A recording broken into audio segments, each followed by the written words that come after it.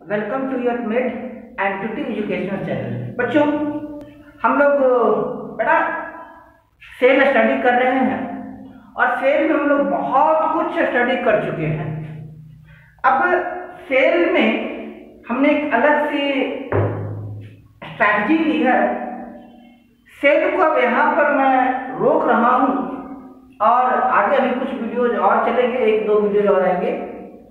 उसके बाद हम लोग स्टडी करेंगे बायोमोलिक्यूल्स, फिर उसके बाद हम लोग सेल के बाकी टॉपिक्स को पढ़ेंगे, क्योंकि सेल के न्यूक्लियस को समझने के लिए हमें बायोमोलिक्यूल्स पढ़ना पड़ेगा। जैसे हम लोग काफी सारे बायोमोलिक्यूल्स की बात किए, तो कुछ बायोमोलिक्यूल समझ में आ रहा है, कुछ नहीं आ रहा है, और मैं नहीं चाहता कि हमारे बच्चे बायो ऐसे पढ़ें जैसे उन्हें रटना पड़ रहा हो।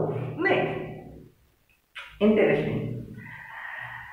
तो हम लोग अभी तक समझे, लास्ट क्लास में हम लोग माइक्रोट्यूब्यूल्स की बात किए थे, माइक्रोफिलामेंट की बात किए थे, इंटरमीडिएट फिलामेंट की बात किए थे। अब आज हम लोग समझने के प्रयास करेंगे कि माइक्रो बॉडीज क्या होते हैं। माइक्रो बॉडीज, एक चीज जान लीजिए, जहां भी वर्ड आ गया माइक्रोन, माइक्रो मीन्स बहुत छोटे आकार का, इनकी size 10 to the power -9 metre के डायमीटर के रेंज में होगा, बहुत छोटे, ठीक है, यानी माइक्रो में। तो माइक्रो बॉडीज है। पहले सेल के अकॉर्डिंग टू सेल समझते हैं what is micro bodies, what are micro bodies. तो कहा micro bodies are single membrane bound cell organelle. ये क्या है? Single membrane bound cell organelle. ये सिंगल मेम्ब्रेन से घिरे होते हैं, मेम्ब्रेन बाउंड सेल ऑर्गेनल। पहली बार। अब इस पे तो क्या हम लोग राइबोसोम को माइक्रो बॉडीज कहेंगे? नहीं, राइबोसोम को हम लोग माइक्रो बॉडीज नहीं कहेंगे। माइक्रो बॉडीज वही होंगे जिनकी जो सिंगल मेम्ब्रेन बाउंड होने के साथ साथ इनकी डायमीटर 0.5 से 1 माइक्रोन के बीच हो, साथ ही साथ ये बेसिकली एंडोप्लाज्मिक रेटिकुलम द्वारा रिलीज होते होंगे। ये जो होंगे ये इनको रिलीज कौन करेंगे? Endoplasmic reticulum. जितने भी माइक्रो बॉडीज की बात हम करेंगे वो एंडोप्लाज्मिक रेटिकुलम द्वारा ही बनाए जाएंगे, रिलीज किए जाएंगे। माइक्रो बॉडीज के लिए माइक्रो बॉडीज एंडोप्लाज्मिक रेटिकुलम द्वारा ही रिलीज किए जाएंगे। और अगर इनकी बात करते हैं तो अब मेन माइक्रो बॉडीज की अगर बात करते हैं तो सेल के अंदर हम लोग 3 माइक्रो बॉडीज की बात करेंगे। पहला पर ऑक्सीसोम, देन साइक्लोसोम, है ना, देन ग्लाइकोसोम, सॉरी, देन हम लोग बात करेंगे ग्लाइकोसोम, एंड हम लोग बात करेंगे एस्पेरियोसोम। 3 माइक्रो बॉडीज की बात करेंगे। कौन कौन? पैरऑक्सीसोम, ग्लाइकोसोम एंड एस्पेरियोसोम। ये 3 माइक्रो बॉडीज को हम समझने का प्रयास करेंगे, क्योंकि सेल के अंदर ये 3 इंपॉर्टेंट माइक्रो बॉडीज हैं। हम ये नहीं कह रहे हैं कि सेल में यही 3 माइक्रो बॉडीज बनते हैं, बट ये 3 इंपॉर्टेंट माइक्रो बॉडीज है। ऐसे तो मैं बारंबार कह रहा हूँ कि सेल बायोलॉजी बहुत एडवांस टॉपिक है, और अगर सेल बायोलॉजी को समझ लें हम तो बहुत सी प्रॉब्लम, बहुत सी कॉम्प्लिकेशन दूर हो जाएंगी। क्योंकि जान लीजिए हम बीमार क्यों पड़ते हैं? तो साइंस कहता है हम इसीलिए बीमार पड़ते हैं, सो दैट वन और more body organ properly function नहीं कर रहे हैं, वे प्रॉपर्ली फंक्शनिंग नहीं कर रहे हैं, मीन्स उनके कुछ सेल्स ढंग से काम नहीं कर रहे हैं, कुछ सेल्स की फंक्शन डिसरप्ट हो रही है। अगर उनकी डिसरप्टेड फंक्शंस को सही कर दें तो हम डिजीज को कंट्रोल कर देंगे। डेथ भी इसी कारण होता है कि सेल की जो प्रोग्रामिंग होती है, सेल डिवीजन तय होता है, एक समय के बाद सेल डिवाइड करना नहीं करता और वाइटल ऑर्गन काम करने बंद कर देते हैं। तो अगर सेल को पूरा पढ़ ले तो हम इतनी पॉसिबिलिटी है कि हम सेल के उस पार्ट को जिसके कारण सेल की जो प्रोग्रामिंग होती है न्यूक्लियस की, उस प्रोग्रामिंग को चेंज कर दें, करिए तो बात की बात है, तो हो सकता है हम अमर हो जाए, अमृत को प्राप्ति हो जाए। अगर हम बात करते हैं थोड़ा इतिहास से उठाते हैं तो आपने सुना होगा कि इतिहास में बहुत से ऐसे लोग हुए हैं, असुर हुए हैं, या जैसे आप बात करते हैं क्या नाम था उसका, भीम के पुत्र घटोत्कच, वो क्या करते थे, बहुत जल्दी अपना साइज बढ़ा लेते थे, अपना साइज घटा लेते थे। उसके पीछे यही कुछ साइंस हो, सेल का साइंस हो, सेल की साइंस हो सकता है मैंने कहा। अब ये तो बातें अटपटी सी है, कपोल कल्पनाएं ही है, लेकिन हो सकता है। चलिए खैर आगे बात करें, टाइम की नहीं करें हम लोग। तो पहले हम बात करें परऑक्सीसोम की बात करें, किसकी, परऑक्सीसोम। परऑक्सीसोम को हम यूरिकोसोम भी कहते हैं। क्या कहते हैं, यूरिकोसोम। यूरिकोसोम क्यों कहते हैं आगे हम लोग समझेंगे। सबसे पहले परऑक्सीसोम को ऑब्जर्व किया था, किसने ऑब्जर्व किया, रोडिन ने माउस सेल में, ऑब्जर्व्ड बाय रोडिन इन माउस, कहा, माउस सेल में। किडनी का स्टडी बेसिकली कर रहे थे वे, माउस की किडनी का स्टडी कर रहे थे, तो वहां इन्हें पैराक्सीसोम लिखा। इसके डिस्कवरी का श्रेय, डिस्कवर किए कौन, डिस्कवरी का जो श्रेय जाता है वो किसको जाता है, तो ये डिस्कवरी का श्रेय जाता है टॉलवर्थ। किसको जाता है, टॉलवर्थ। और इसको आइसोलेट किसने किया, निकाला किसने, तो डे ड्यूवे ने, आइसोलेटेड बाय डे ड्यूवे। डे ड्यूवे ने इसको आइसोलेट किया था 1955 में। किसे आइसोलेट किया था, परऑक्सीसोम को।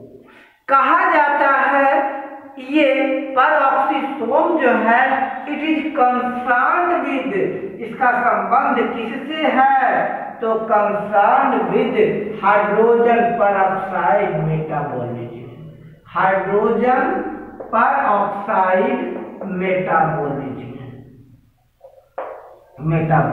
देखिए होगा ये कि जो बेसिक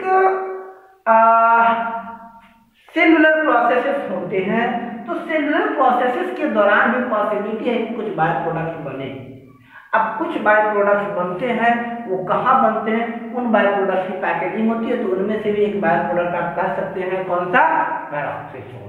इनका संबंध किससे है, तो हाइड्रोजन परऑक्साइड के मेटाबॉलिज्म से इनका संबंध है। इनका संबंध है, परऑक्सीसोम का संबंध किससे है, हाइड्रोजन परऑक्साइड मेटाबॉलिज्म से।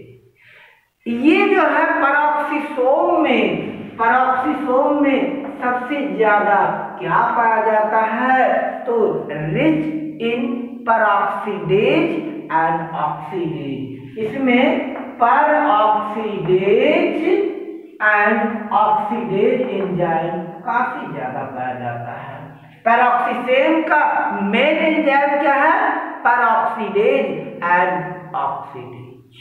ये प्लांट सेल और एनिमल सेल दोनों में प्रेजेंट रहता है, present in both plant cell and animal cell, दोनों सेल में ये प्रेजेंट रहता है पैरोक्सिसोम, क्योंकि दोनों ही सेल्स हैं जिनको ऑक्सीजन की आवश्यकता होती है।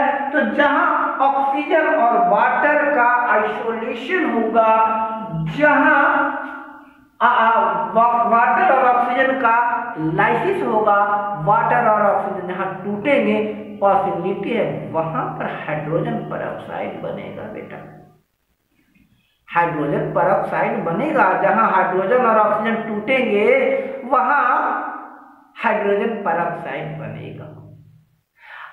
अब हाइड्रोजन पेरोक्साइड के में हम लोग 3 एंजाइम की बात करेंगे। पहला main enzyme of peroxisome, main enzyme of peroxisome, peroxisome में पाए जाने वाले मेन एंजाइम कौन कौन से हैं? तो पेरोक्सिसोम के मेन एंजाइम में सबसे पहला नंबर आता है यूरेट ऑक्सीडेज का, यूरेट ऑक्सीडेज। समझते हैं यूरेट ऑक्सीडेज क्या होता है, यूरेट ऑक्सीडेज क्या होता है। देखिए यूरेट ऑक्सीडेज ऐसा पेरोक्सिसोम है जो यूरिक एसिड को बनने से रोकता है। पर यूरेट ऑक्सीडेज यूरिक एसिड को बनने से रोकता है। यूरिक एसिड में यूरेट पेरोक्सीडेज बहुत ज्यादा पाया जाता है। ये क्या करता है? यूरिक एसिड, जैसा कि आपको पता है ना कि जो हम लोग न्यूट्रिएंट लेते हैं, प्रोटीन रिच फूड अगर लेते हैं, प्रोटीन रिच, प्रोटीन तो बहुत जरूरी है, एसेंशियल है, पता है ना आपको। प्रोटीन को बॉडी बिल्डिंग फूड कहा जाता है। प्रोटीन हमारे बॉडी की रिपेयरिंग करता है, प्रोटीन की मेंटेनेंस करता है, प्रोटीन रप्चर्स जो ऑर्गन्स और ऑर्गेनल्स होते हैं उनको डैमेज होने से बचाता है। बट ज्यादा प्रोटीन लेने से क्या होगा? प्रोटीन जब प्रोटीन डाइजेस्ट होगा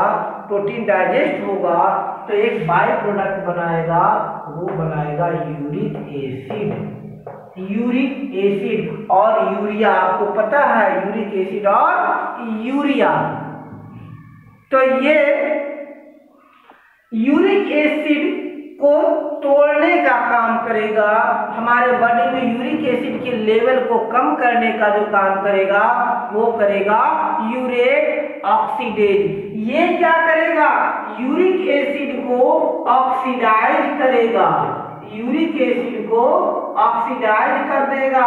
मीन्स यूरिक एसिड ऑक्सीजन से रिएक्ट करेगा। यूरिक एसिड यानी हाइड्रोजन पेरोक्साइड जब यूरिक एसिड से कंबाइन करेगा, हाइड्रोजन पेरोक्साइड जब यूरिक एसिड से कंबाइन करेगा तो ये क्या करेगा? अपना एक ऑक्सीजन यूरिक एसिड को दे देगा और ये बनाएगा 5 हाइड्रोक्सी आइसोयूरेट। इसकी जब ऑक्सीडेशन होगी, यानी ऑक्सीडेशन जब होगी, यूरिक एसिड पहले समझ लीजिए, इसका जब ऑक्सीजन से रिएक्ट करेगा, यूरिक एसिड जब ऑक्सीजन से रिएक्ट करेगा तो ये बनाएगा 5 हाइड्रोक्सी आइसोयूरेट, 5 हाइड्रोक्सी आइसोयूरेट एंड प्लस ये बनाएगा हाइड्रोजन पेरोक्साइड। कब? जब यूरिक एसिड ऑक्सीजन का ऑक्सीडेशन होगा, यूरिक एसिड जब ऑक्सीजन से रिएक्ट करेगा। अब इसके बाद जो हाइड्रोजन पेरोक्साइड बना, ये हाइड्रोजन पेरोक्साइड कैटेलाइज हो जाएगा और ये रिलीज कर देगा H2O प्लस। समझिए यूरिक एसिड किसका बाय प्रोडक्ट बनेगा? प्रोटीनस कंपाउंड का। जब प्रोटीन खाएंगे तो उसमें नाइट्रोजन है, इसमें नाइट्रोजन है तो वो एक कंपाउंड का बेस्ट प्रोडक्ट बनेगा यूरिक एसिड के रूप में।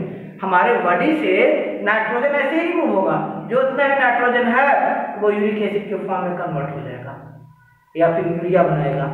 अब यूरिक एसिड पहले क्या होगा, ऑक्सीडाइज होगा, और यूरिक एसिड ऑक्सीजन से रिएक्ट करके क्या बनाएगा, 5 हाइड्रोक्सी आइसोयूरेट। ये 5 हाइड्रोक्सी आइसोयूरेट तो यूरिन में मिल जाएगा।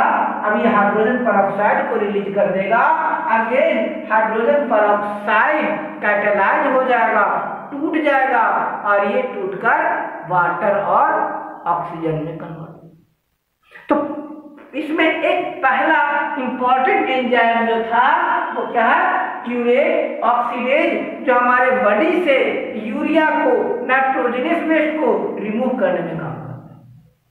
अब जाहिर आप प्रश्न पूछे कि यूरेट ऑक्सीडेज कहाँ मिलेगा, तो वही किडनी में मिलेगा, क्योंकि फिल्ट्रेशन का काम किडनी को ही।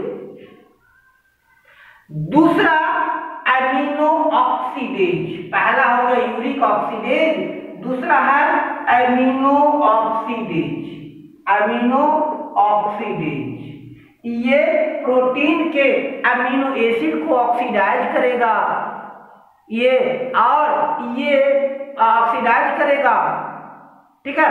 अब इसमें दो तरह के एंजाइम होंगे, इसका मेन एंजाइम है alpha hydroxy oxidase. Alpha hydroxy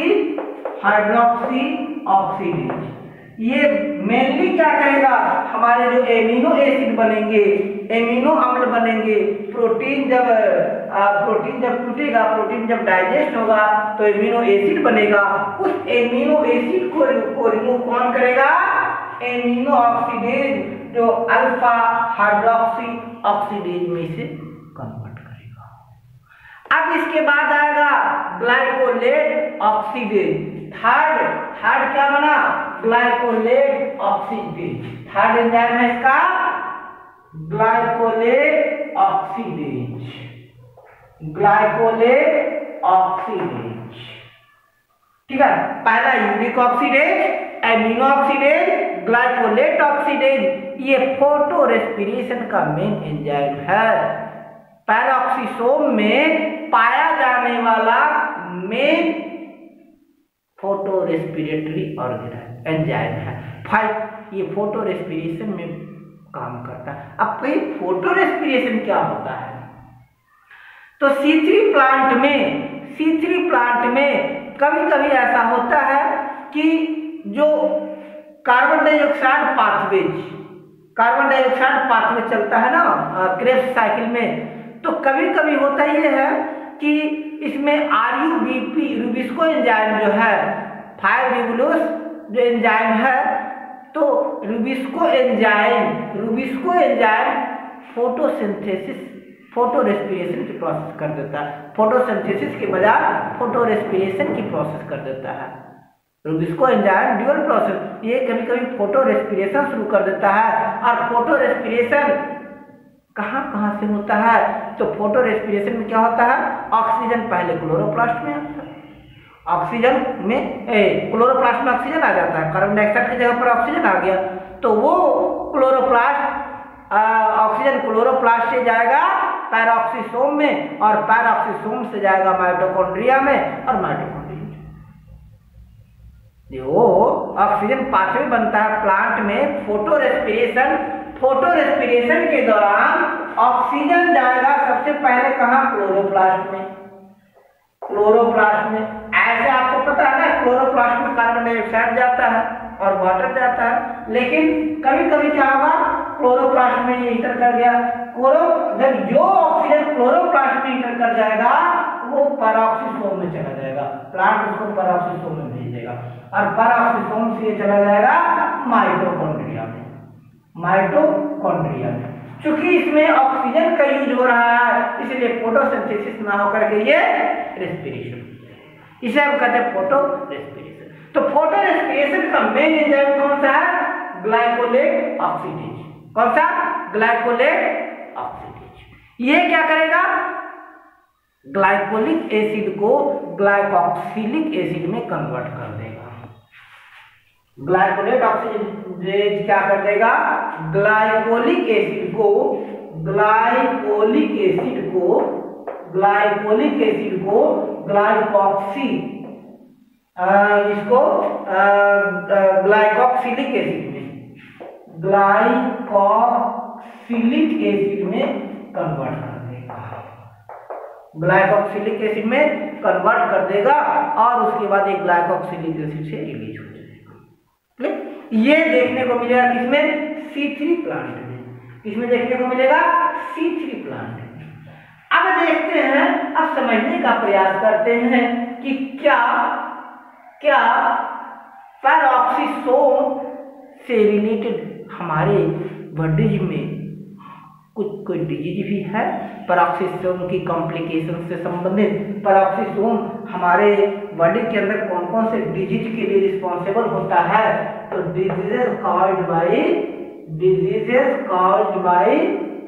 bye पैरऑक्सीसोम।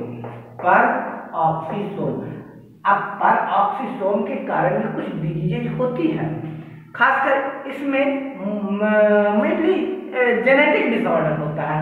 Genetic disorder मतलब होता है जीन में म्यूटेशन ही हो जाता है, जिससे कारण वो कॉम्प्लिकेशन पैदा होता है। पहला है जेल वेगनर सिंड्रोम। पहला Zellweger syndrome,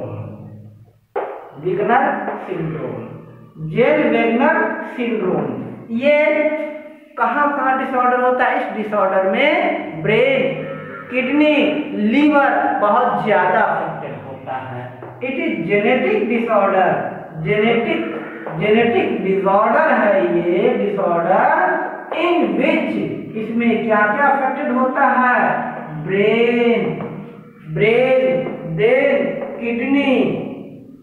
kidney and liver are severely affected. वही होता है ये किसे? पैरऑक्सीसोम से संबंधित होने वाले डिजीज है, उनमें पैरऑक्सीसोम जाता है। मतलब इसमें खासकर इसमें क्या होता है कि हाइड्रोजन पेरोक्साइड है ना, वो टूट नहीं पाता है और उसमें डिपॉजिट होने लगता है और ये इनको काफी अफेक्टेड करता है, काफी ज्यादा बुरी तरह से एडवर्सली अफेक्ट। चलिए आगे हम बात करें तो एक डिजीज हम बात किए किसकी? बात किए Zellweger syndrome. Zellweger syndrome किसके कारण होता है? पैरऑक्सीसोम के डिसऑर्डर के कारण। इसमें क्या होता है? Kidney, liver and brain is adversely affected. दूसरा कॉम्प्लिकेशन, सेकेंड कॉम्प्लिकेशन क्या है? Second complication is adrenoleukodystrophy. Adrenoleukodystrophy. इसमें इम्यून सिस्टम बहुत ज्यादा अफेक्टेड हो जाता है। इम्यून सिस्टम बहुत ज्यादा अफेक्टेड होता है। एड्रिनल ग्लैंड, एड्रिनलिन जो खासकर और जो रिलेटेड है cope up with adverse situation, वो भी अफेक्टेड होता है। तो इतना जान लीजिए कि एड्रेनोल्यूकोडिस्ट्रॉफी में बॉडी का इम्यून सिस्टम बहुत ज्यादा अफेक्टेड हो जाता है, बट इसकी इम्यूनिटी पावर खत्म हो जाती है। अब कहता है कि लार्जेस्ट एंजाइम, बॉडी में पाया जाने वाला लार्जेस्ट एंजाइम कौन सा है? तो लार्जेस्ट एंजाइम है कार्टिलेज। क्या? कार्टिलेज। और कार्टिलेज की बात हो रही है तो cartilage act as safety valve. Cartilage act as safety valve, safety valve के रूप में काम करता है ये। इट मीन्स ये हार्मफुल सब्सटेंसेस को चेक करने का काम करता है। अगर हार्मफुल सब्सटेंसेस बहुत ज्यादा आ रहा है तो उसे वाइटल ऑर्गन्स को बचाने का काम करता है। अब कह रहा है क्या कि हमारे बिहार में आपको पता है कि लिकर पर रोक लग गया है ना? Consuming alcohol is an offence, बहुत बड़ा अपराध है। क्यों? एक तो इसका कारण ये भी माना गया है कि इससे काफी सारे सोशल इल्स आ रहे हैं। बहुत से खासकर लो इनकम ग्रुप के लोग इससे बहुत ज्यादा एडवर्सली अफेक्टेड थे। इससे क्या थी, फीमेल वायलेंस भी होता था, रोक लगा दिया। एक और लिकर यानी अल्कोहल के कंजम्पशन से सबसे ज्यादा अफेक्टेड कौन सा ऑर्गन होता है? बॉडी का वो कौन सा ऑर्गन है जो सबसे ज्यादा डैमेज होता है? बॉडी का वो कौन सा ऑर्गन है जो हमारे बॉडी को डिटॉक्सिफाई करता है? डिटॉक्सिफिकेशन का मतलब होता है कि अगर बॉडी में किसी भी तरह का पॉइजनस सब्सटेंस आ गया है तो उसको रिमूव करना। तो इसमें मेन रोल प्ले करता है लीवर, मेन रोल प्ले करता है लीवर। क्योंकि देखिए, अगर ह्यूमन डाइजेस्टिव सिस्टम की बात करते हैं, लीवर कंज्यूम किया, मतलब कोई अल्कोहल कंज्यूम किया, तो अल्कोहल कंज्यूम किया तो वो तो सीधा पाचन हो जाएगा स्टमक में, हाइड्रोक्लोरिक एसिड है उसमें ढूंढेगा, उसको तो कुछ पचाने के लिए नहीं मिलेगा स्टमक में। तो अब वो आ जाता है, इसकी इमल्सिफिकेशन की जहां तक बात हो जाती है, इमल्सिफिकेशन की बात होती है, फैट की इमल्सिफिकेशन, और क्या इसके साथ साथ जो न्यूट्रलाइजेशन की बात होती है, तो इसमें सबसे बड़ा रोल आ जाता है बाइल का। अब लीवर पर बहुत ज्यादा, इसके साथ ही साथ अल्कोहल क्या कर देता है, ये लीवर के को काफी प्रॉब्लम करता है। लीवर का जो पेरोक्सिसोम है, लीवर का पेरोक्सिसोम है, ये पेरोक्सिसोम क्या कर देता है, उस अल्कोहल का जो OH ग्रुप है इससे वो रिएक्ट कर देता है। यानी हो गया क्या, देखिए H2O2 plus OH, OH group कोई भी अल्कोहल, एथिल अल्कोहल C2H5OH, तो अल्कोहल। अब ये क्या कर दिया, अब ये क्या कर दिया, इसमें इसको ये कंज्यूम कर देता है ना। ये अपना एक इट मींस इसको डिहाइड्रेट करने में हेल्प कर देता है। एक ऑक्सीजन इसको दे दिया, इसको अपना एक ऑक्सीजन दे दिया, तो जो अल्कोहल था वो कार्बोक्सिलिक एसिड में कन्वर्ट हो गया। खैर इसकी प्रोसेस है, हम नहीं जाएंगे, इनकी प्रोसेस अब समझने के लिए पूरा हमें खासकर लीवर की एनाटॉमी और लीवर की बायोकेमिस्ट्री पढ़नी समझनी पड़ेगी। फिलहाल हम इतना जान लेते हैं कि जो 90% अल्कोहल, जो अल्कोहल पीते हैं तो 90% अल्कोहल को डिटॉक्सिफाई करने का काम क्या करता है, लीवर का पेरोक्सिसोम, उसको ऑक्सीडाइज कर देता है। पेरोक्सिसोम है तो उसको ऑक्सीडाइज कर देगा, और ऑक्सीडाइज करके उसको डिहाइड्रेट हो जाता है, उसको रिमूव कर देता है। नेक्स्ट, अब पेरोक्सिसोम के बाद सेकेंड में हम बात करेंगे किसकी, एस्पेरियोसोम या ओलियोसोम, एस्पेरियोसोम या इसे कहते हैं ओलियोसोम। एस्पेरियोसोम या ओलियोसोम क्या होता है, किसने देखा, किसने देखा? सबसे पहले से observed by Hasting, observed by Hasting ने इसे सबसे पहले देखा। किसे? एस्पेरियोसोम को हेस्टिंग ने देखा। डिस्कवर किसने किया? पेरिनर ने। डिस्कवर्ड बाय पेरिनर, पेरिनर ने इसे डिस्कवर किया था। साथ ही साथ ये माना जाता है कि ये स्मॉलेस्ट ऑर्गेनल है जो सिंगल मेम्ब्रेन से बॉन्डेड होते हैं। ये सिर्फ प्लांट में पाए जाते हैं, present only in plant, present only in plant. अच्छा, एक प्रश्न ये आपसे, ये बताइए कि क्या प्लांट सेल में लाइसोसोम पाया जाता है? प्लांट सेल में लाइसोसोम पाया जाता है, और अगर लाइसोसोम नहीं पाया जाता है तो कहां, और अगर नहीं पाया जाता है तो लाइसोसोम का कौन काम करेगा? इसका आंसर यही है, प्लांट में लाइसोसोम नहीं पाया जाता है। जो काम एनिमल सेल में लाइसोसोम करता है, प्लांट सेल में वही काम स्टेरियोसोम या ओलियोसोम करता है। जो काम एनिमल सेल में लाइसोसोम करता है, प्लांट में वही काम स्टेरियोसोम या ओलियोसोम करता है। ये क्या है?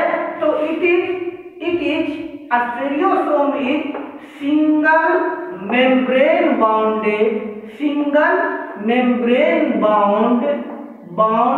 सेल ऑर्गेनल है। ये single membrane bound cell organelle है जो इसमें भाग लेता है। It take part in storage and synthesis of lipid. ठीक है, ये क्या करता है? लिपिड का स्टोरेज और सिंथेसिस करता है। इन storage and synthesis of lipid, ये लिपिड का स्टोरिंग और सिंथेसिस करता है, सिंथेसिस में मेन रोल प्ले करता है। अब स्टेरियोसोम की बात करते हैं। ये मेम्ब्रेन को स्टेबलाइज करता है। ये इसका शेप कैसा होता है? तो इसका शेप, जैसा कि नाम है स्टेरियोसोम, तो ये स्फेरिकल और ओवल शेप का होता है। स्फेरिकल या ओवल शेप का होता है, जो मेम्ब्रेन स्टेबलाइजेशन में हेल्प करता है। प्लांट में मेम्ब्रेन स्टेबलाइजेशन में हेल्प करता है। किसका? मेम्ब्रेन। तो जो भी सेल ऑर्गेनल का मेम्ब्रेन है, चाहे सेल मेम्ब्रेन का लो, माइटोकॉन्ड्रियल मेम्ब्रेन का लो, न्यूक्लियर मेम्ब्रेन का लो, ईआर मेम्ब्रेन का लो, मेम्ब्रेन की स्टेबलाइजेशन में ये काफी हेल्प होता है। इसे प्लांट लाइसोसोम भी कहते हैं, क्योंकि इसमें हाइड्रोलाइजिंग एंजाइम होता है। इनमें पाए जाने वाले एंजाइम्स कौन कौन से हैं? तो इनमें पाए जाने वाले मेन एंजाइम्स हैं, जैसे protease, first protease, then phosphatase, protease, phosphatase and then ribonuclease. क्या? राइबोन्यूक्लिएज। इनमें 3 मेन एंजाइम पाए जाते हैं, प्रोटीएज, फॉस्फेटेज एंड राइबोन्यूक्लिएज। ये तीनों हाइड्रोलाइजिंग एंजाइम है। स्टेरियोसोम की बात करते हैं, तो स्टेरियोसोम में 98% लिपिड और 2% प्रोटीन होते हैं। 98% लिपिड और 2% प्रोटीन होते हैं। तो आज की क्लास में हम लोग मेन बात किए किसकी? स्टेरियोसोम और हाइड्रोक्सिसोम और पेरोक्सिसोम की बात किए थे। So in the next classes we will study some more important cell organelles of the cell. Till then, goodbye, have a nice day, thanks for watching.